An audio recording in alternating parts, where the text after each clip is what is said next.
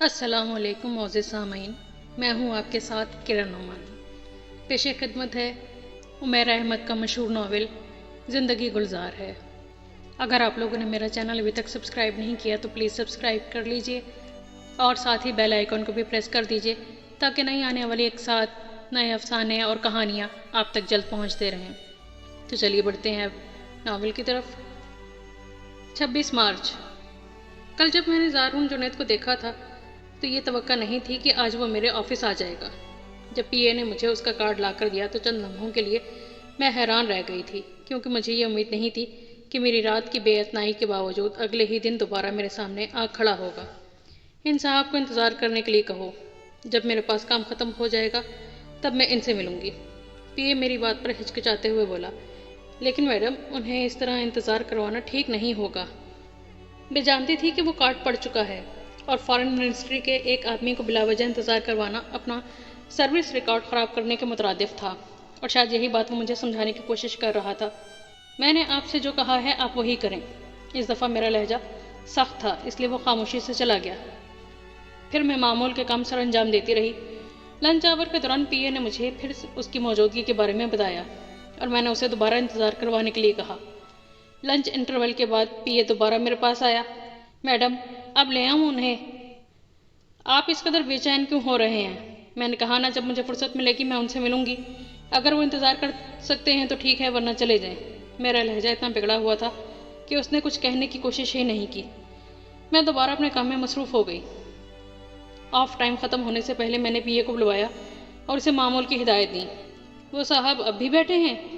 جی madam, لے آؤں اندر؟ میرے استفسار پر اس نے فوراً کہا تھا اور میں نے سر ہلا دیا۔ چند لمحوں کے بعد زارون جنید دروازہ کھول کر اندر آ گیا تھا۔ جی فرمائیے، کس لیے زحمت کی آپ نے؟ میں نے اس کے اندر آتے ہی پوچھا تھا۔ وہ میری بات پر مسکرانے لگا۔ آپ بیٹھنے کے لیے نہیں کہیں گی مجھے؟ میں نے تمہیں اندر آنے دیا، کیا یہ کافی نہیں ہے؟ میرے خیال میں مجھے خود ہی بیٹھ جانا چاہیے، اتنے لمبے انتظار کے بعد اتنا حق تو بنتا ہے میرا۔ وہ یہ کہہ کر بڑے پرسکون انداز میں کرسی کھینچ کر بیٹھ گیا۔ میں کچھ دیر اسے دیکھتی رہی، پھر انٹرکام پر پی اے کو اندر بلایا۔ پی اے کے آنے تک وہ مسکراتا رہا۔ پی اے کے اندر آنے پر میں نے اسے کہا، باری صاحب اس شخص کو اچھی طرح دیکھ لیں۔ اگر یہ دوبارہ یہاں آئے اور مجھ سے ملنے پر اصرار کرے تو اسے دھکے دے کر یہاں سے نکال دیجیے گا۔ زارون کے چہرے کا اڑتا ہوا رنگ دیکھ کر مجھے بہت خوشی ہوئی تھی۔ اس کے چہرے سے مسکراہٹ غائب ہو گئی تھی۔ بس مجھے آپ سے یہی کہنا تھا، اب آپ جا سکتے ہیں۔ پی اے بکھلایا ہوا سر ہلاتا کمرے سے نکل گیا۔ تمہیں یاد ہوگا جب تم نے مجھے کالج میں تھپڑ مارا تھا تو میں نے تم سے کہا تھا کہ میں اس وقت کا انتظار کروں گی جب میں تمہیں اس سے زیادہ زوردار تھپڑ مار سکوں گی، اور یہ وہی وقت تھا جس کا مجھے انتظار تھا۔ لیکن میں تم پر ہاتھ نہیں اٹھاؤں گی، کیونکہ جو کچھ میں نے تمہارے ساتھ کیا ہے وہ کسی تھپڑ سے کم نہیں ہے۔ آئندہ یہاں آنے کی زحمت مت کرنا۔ Now get out from here۔ وہ میری بات پر سرخ چہرے کے ساتھ ایک جھٹکے سے کھڑا ہو گیا۔ جس عہدے پر تم ہو اور جس کرسی پر بیٹھ کر تم یہ سمجھ رہی ہو کہ تم نے دنیا فتح کر لی ہے، اسے ختم کرنے کے لیے میرا ایک فون ہی کافی ہے، اور پھر تم اس عہدے پر نہیں رہو گی جس کے بلبوتے پر تم مجھے یہاں سے نکال رہی ہو۔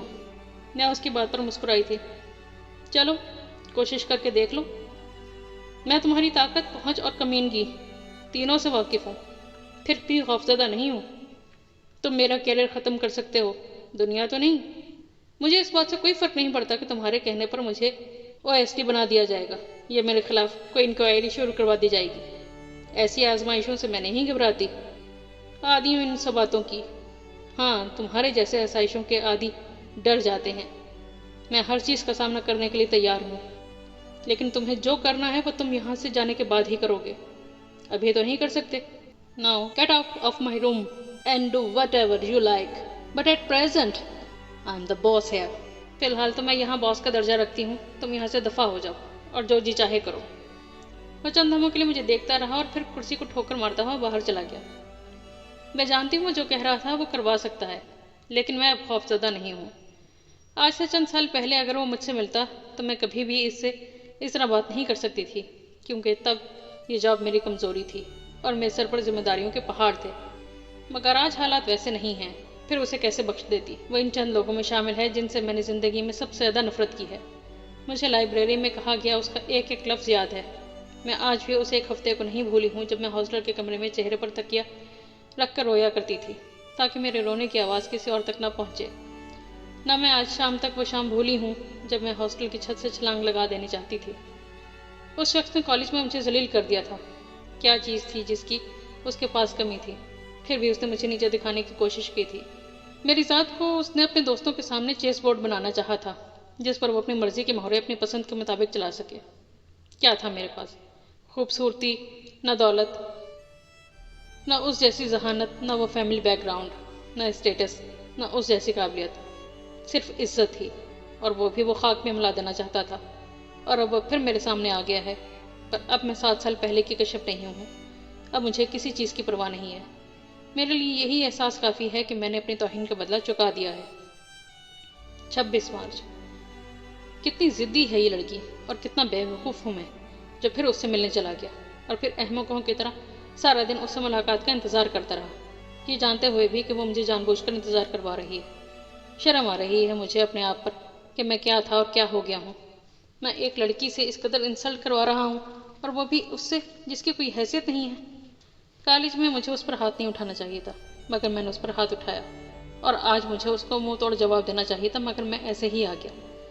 کس قدر زہریلے تھے اس کے الفاظ، کاش وہ جان پاتی۔ میرے لیے تو وہ عذاب بن گئی ہے۔ کبھی کبھی سوچتا ہوں کہ جس شدت سے میں اس کا ذکر کرنے لگا ہوں، کہیں میرا نروس بریک ڈاؤن ہی نہ ہو جائے۔ میں جانتا ہوں میں اس سے محبت نہیں کرتا، کیونکہ وہ اس قابل ہی نہیں ہے۔ میرے جیسا مرد اتنی عام سی لڑکی سے شادی یا محبت کیسے کر سکتا ہے؟ ہاں، میرا دل چاہتا ہے کہ میں اسے کوئی ایسی تکلیف یا نقصان پہنچاؤں جو ساری زندگی یاد رکھے۔ 31 مارچ۔ آج تیسری دفعہ زارون جنید سے میرا سامنا ہوا ہے، اور میں سوچ بھی نہیں سکتی تھی کہ یہ شخص اس قدر ڈھیٹ ہے۔ آج میں سر ابرار سے ملنے ان کے گھر گئی تھی۔ ہم لوگ چائے پی رہے تھے جب وہ آیا تھا۔ میرے لیے اس کی آمد پریشان کن تھی۔ السلام علیکم سر، وہ یہ کہہ کر میرے قریب کرسی کھینچ کر بیٹھ گیا۔ کیسی ہیں کشف آپ؟ اس نے مجھے مخاطب کیا تھا، اور میں اس کی بات انسنی کر دی۔ چائے پیو گے؟ سر ابرار نے اس سے پوچھا تھا۔ وائی ناٹ، میں تو کھانا بھی کھا لوں گا اگر آپ کھلائیں گے تو۔ سر ابرار نے ملازم کو بلوا کر ایک کپ اور لانے کو کہا تھا۔ تمہاری پوسٹنگ ہو گئی ہے؟ ہاں، ابھی فی الحال اسلام آباد ہی کروائی ہے، کچھ دنوں تک جا رہا ہوں۔ بہت احمق ہو، پاکستان میں پوسٹڈ ہو کر وقت ضائع کیوں کر رہے ہو؟ سر ابرار اسے ڈانٹ رہے تھے، اور وہ مسکرا رہا تھا۔ بس ایسے ہی سر، کچھ عرصہ پاکستان میں بھی گزارنا چاہتا ہوں۔ کشف آپ آج کل کیا کر رہی ہیں؟ اس نے سر ابرار کے سوال کا جواب دیتے دیتے اچانک مجھ سے پوچھا تھا، اور میرا جی چاہا چائے کا کپ اس کے منہ پر دے ماروں۔ وہ یوں پوز کر رہا تھا جیسے مجھ سے پہلی بار ملا تھا۔ اس بات کے جواب میں چائے کا کپ رکھ کر کھڑی ہو گئی۔ اوکے سر، اب میں چلتی ہوں۔ سر ابرار نے حیرت سے مجھے دیکھا۔ تمہارا ارادہ تو یہاں آج دوپہر تک رہنے کا تھا، اور تمہیں لنچ بھی میرے ساتھ کرنا تھا، اب منہ اٹھا کر کھڑی ہو گئی ہو؟ سر ابرار ناراض ہو گئے تھے۔ سر، مجھے کچھ کام یاد آ گیا ہے، اس لیے جانا چاہ رہی ہوں۔ تم شاید زارون کی وجہ سے جانا چاہ رہی ہو۔ سر ابرار اصل وجہ بھاپ گئے تھے۔ نہیں سر، مجھے واقعی کچھ کام ہے، میں نے انہیں مطمئن کرنا چاہا۔ بیٹھ جاؤ کشف، مجھے نہیں پتا تھا تم اتنی احمق ہو۔ میں تم دونوں کے درمیان وہ معاملہ ختم کروا چکا ہوں۔ اب تم لوگوں کو اچھے کلاس فیلوز کی طرح بہیو کرنا چاہیے۔ بس اب بیٹھ جاؤ۔ میں سر ابرار کو ناراض نہیں کرنا چاہتی تھی، اس لیے خاموشی سے بیٹھ گئی۔ زارون بڑے اطمینان سے چائے کے سپ لے رہا تھا۔ سر ابرار نے ہم دونوں کا ایک دوسرے سے تعارف کروایا۔ کالج کے بعد تو آج شاید پہلی بار ملاقات ہو رہی ہے۔ اس نے مسکراتے ہوئے پوچھا، اور اگر سر ابرار وہاں نہ ہوتے تو میں کچھ نہ کچھ اس کے سر پر ضرور دے مارتی۔ ہاں شاید، میں نے ناگواری سے کہا تھا۔ کچھ دیر بعد جب سر ابرار کھانے کے بارے میں پتہ کرنے کے لیے اٹھ گئے تو ان کے کمرے سے نکلتے ہی اس نے کرسی میری طرف گھما لی۔ کیا حال چال ہیں آپ کے؟ میرے حال چال بالکل ٹھیک ہیں، خراب شاید تمہارے ہو جائیں اگر تمہارے یہی طور طریقے رہے تو۔ وہ میری بات پر ہنس پڑا تھا۔ ویری فنی، اچھی لگی مجھے آپ کی بات۔ تم نے تو مجھے ایسی طاقت دکھائی تھی، میں تو اس دن سے اپنی معطلی کے آرڈرز کے انتظار میں تھی۔ میں نے اس پر طنز کیا تھا، مگر وہ پھر ہنس پڑا۔ یار وہ بس غصے میں۔ مجھے یار مت کہو، اس قسم کی بیہودہ گفتگو پسند نہیں ہے مجھے۔ اوکے اوکے، اس نے مصالحانہ انداز میں ہاتھ اٹھائے تھے۔ مس کشف مرتضیٰ، بلکہ یور ایکسیلنسی مس کشف مرتضیٰ۔ اب ٹھیک ہے؟ اس سے پہلے کہ میں کوئی جواب دیتی سر ابرار کمرے میں آ گئے تھے۔ لنچ کے بعد میں وہاں سے واپس آ گئی تھی۔ یہ شخص میری سمجھ سے بالاتر ہے، اور اس کا رویہ اس سے بھی عجیب ہے۔ کس قدر احمق اور بدقسمت ہے اس کی بیوی جسے ایسا شوہر ملا ہے، مکمل کرپ اور بڑی حد تک کمینا۔ اپریل۔ آج کا دن بڑی ٹینشن میں گزرا اور اس کا آغاز اس وقت ہوا جب ناشتے کے بعد ماما میرے پاس آئی تھیں۔ میں اس وقت ٹیرس میں بیٹھا اخبار دیکھ رہا تھا۔ ہاں تو زارون، کیا سوچا ہے تم نے؟ انہوں نے میرے پاس بیٹھتے ہی بات شروع کر دی تھی۔ کس بارے میں؟ مجھے حقیقتاً حیرت ہوئی تھی کہ وہ کس بارے میں بات کر رہی تھی۔ تمہاری شادی کے بارے میں۔ اور کس چیز کے بارے میں؟ تمہارے سب دوستوں کی شادی ہو چکی ہے، اب تمہاری بھی ہو جانی چاہیے۔ ویسے بھی ابھی تم پاکستان میں ہو اور شادی کے لیے اس سے بہتر موقع نہیں ملے گا۔ میں نے ایک گہری سانس لے کر اخبار سامنے ٹیبل پر رکھ دیا۔ ہاں واقعی اب مجھے شادی کر ہی لینی چاہیے۔ شکر ہے تمہیں بھی عقل آئی۔ ماما میری بات سن کر بہت خوش ہوئی تھیں۔ کوئی لڑکی دیکھی ہے یا وہ بھی مجھے ہی دیکھنا پڑے گی؟ انہوں نے پوچھا تھا۔ ہاں دیکھ لی ہے۔